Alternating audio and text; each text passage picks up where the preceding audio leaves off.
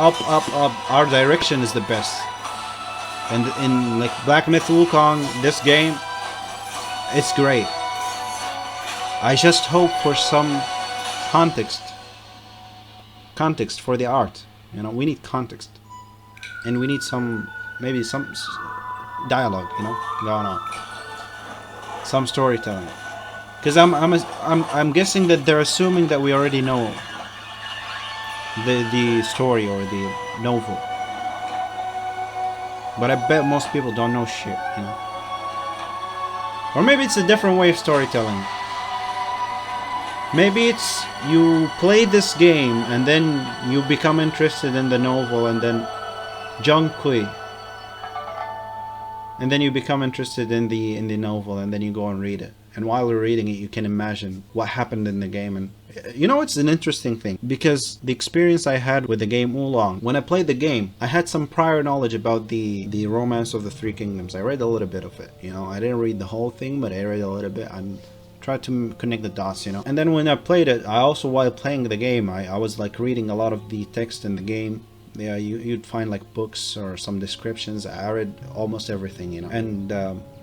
And also, like, obviously there's a lot of dialogue in the game, which was amazing, you know. I feel like if I read the book now, or if I hear about the story of the Romance of the Three Kingdoms, I could relate more to the characters because I played against some of them, you know. Like if you tell me about Lu Bu, or if you tell me about the other guy, like what was his name? I forgot their names, man. It was a long time ago. But if you tell me about any of these leaders in the Han Empire or in the rebellion, like the Yellow Turban, I would have some sort of like an experience that I had with these characters because I played the game, you know. Since I played the game, I had some experience with these characters. I fought them. I know how strong they were, and I've seen their impact in the game, which is extremely interesting. You know, once you start reading the book, then you can relate to some degree. Maybe when you read like a part where a fight is happening, or they're talking about how strong Lu Bu was or something, right? And you're like, oh yeah, I bet he was strong. I fought him before, you know, and he was like the strongest boss in the game. And so that's an interesting way of connecting the idea to the people, or another way maybe of storytelling. Maybe that's what they're trying to convey here, you know.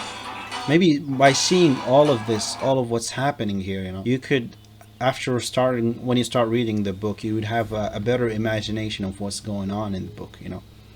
But this is assuming that you would read the book after playing the game, which I doubt most people would do. And I doubt that most book readers would play the game, because I would assume most people who read this book specifically maybe are elderlies, you know, because the Black Myth is a very, very old series, I would say, or series of books or stories. But I would say all Chinese people know about like the Black Myth Wukong, at least.